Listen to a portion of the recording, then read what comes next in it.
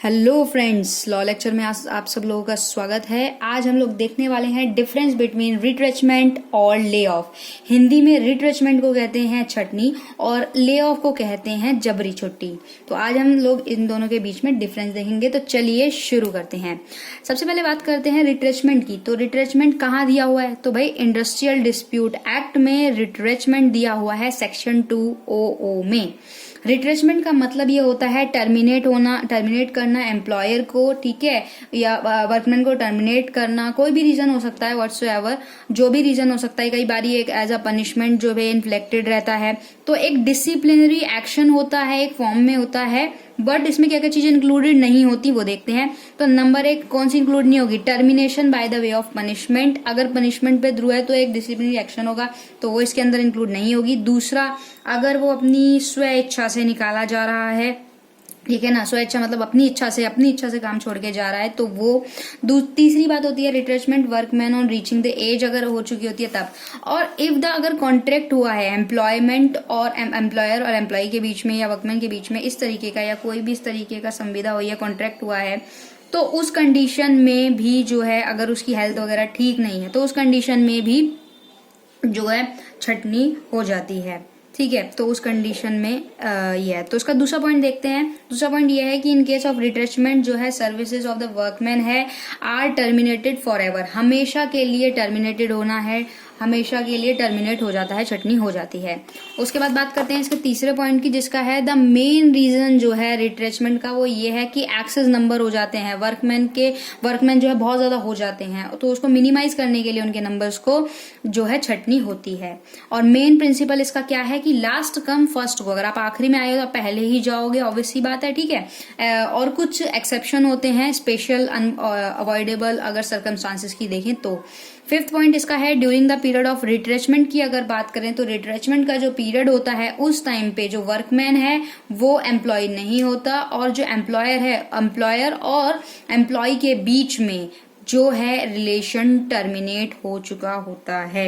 यानी कि ऐसा नहीं है उन लोगों के बीच में जो संबंध है, जो रिलेशन है, वो खत्म हो चुका होता है। और अगर बात करें कंपनसेशन की, कि हाँ भाई अगर किसी को इस तरीके से निकाल रहे हो, छटनी कर रहे हो, रिट्रेचमेंट हो रहा है, तो उस केस में क्या है मोड ऑफ, अगर कंपनसेशन की बात करें तो कंपनसेशन पे क्या है कि 3 मंथ का जो वेजेस होगा अगर टू बी पेड करना होगा ली ऑफ नोटिस ऑफ रिट्रेचमेंट के टाइम पे। तो ये चीज है कि यहाँ पे कंपनसेशन मिल जाता है कि भाई अगर कोई भी कंपनी आपको निकाल रही है, छटनी कर रही है, रिट्रेचमेंट हो रहा है, तो वो एज अ कंपनसेशन तो आपको देगी ना, तो वो वाली चीज है। उसके बाद बात करते हैं ले ऑफ की। तो अभी तक हमने जाना कि रिट्रेचमेंट क्या, आप जानते हैं ले ऑफ मतलब जबरी छुट्टी। जबरी छुट्टी कहाँ दी हुई है? Section 2 of industrial dispute act 1947 में दी गई है, जिसका मतलब ये होता है कि फेलियर होना या रिफ्यूज कर देना, ठीक है, इनएबिलिटी हो जाना एम्प्लॉय की, इन अकाउंट ऑफ लाइक शॉर्टेज हो गई है कि रॉ मटेरियल, जो कच्चा मटेरियल है वही नहीं है। तो ऑब्वियसली बात है, जब कच्चा मटेरियल ही नहीं है, काम करने के लिए है ही नहीं, तो उस टाइम पे तो छुट्टी होगी। काम ही नहीं है, शॉर्टेज हो गई है, ब्रेक डाउन हो गया है मशीनरी का, या इस तरीके के अदर रीजन हो सकते हैं कि एम्प्लॉयमेंट टू वर्कमैन का कोई भी ऐसे रीजन हो सकते हैं। तो उस केस में क्या है, उस केस में ले ऑफ करना पड़ता है। उस केस में हमें जबरी छुट्टी देनी पड़ती है। नाम से पता चला ना, जबरी छुट्टी मतलब कि छुट्टी लेना नहीं चाह रहा लेकिन जबरी छुट्टी हो रही है।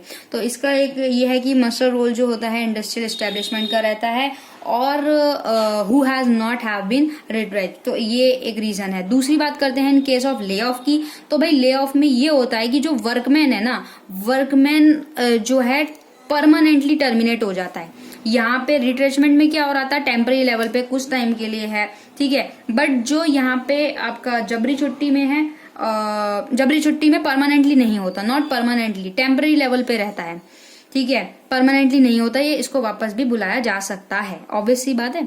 उसके बाद थर्ड पॉइंट पे बात करते हैं reason for lay off. Prescribe किया होगा या और स्पेसिफाइड होगा ले ऑफ के लिए, कॉन्ट्रवेशन एक कॉजेज होगा, मेंशन होगा कि भाई ये इलीगल है, इस तरीके से है, तो उस कंडीशन में जो है ले ऑफ हो सकता है। फोर्थ पॉइंट है कि इसका principle not observe in case of lay off may be of any number of workman employed of industry.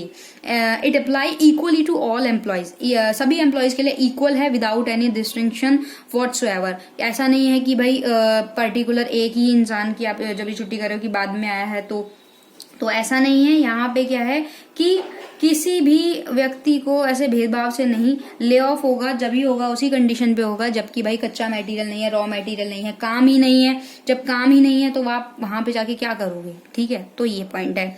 और फिफ्थ पॉइंट इसका रहता है जो पीरियड रहता है ले ऑफ का, उसमें जो रिलेशन रहता है एम्प्लॉयर का और एम्प्लॉयज का, वो जो है ब्रेक नहीं होता, वो रिश्ता एक तरीके से कनेक्शन बना रहता है क्योंकि वो निकाला गया। तो यानी कि अगर रॉ मटेरियल अच्छा होगा, टाइम अच्छा होगा या बिजनेस में थोड़ा ग्रो होगा तो आपको वापस से काम पे रख लिया जाएगा। अच्छा, एक चीज और, इसकी ना नोटिस देना जरूरी होता है, जो गवर्नमेंट होती है उसको नोटिस देना जरूरी होता है कि भाई इस कंडीशन में जो है ले ऑफ हुआ है।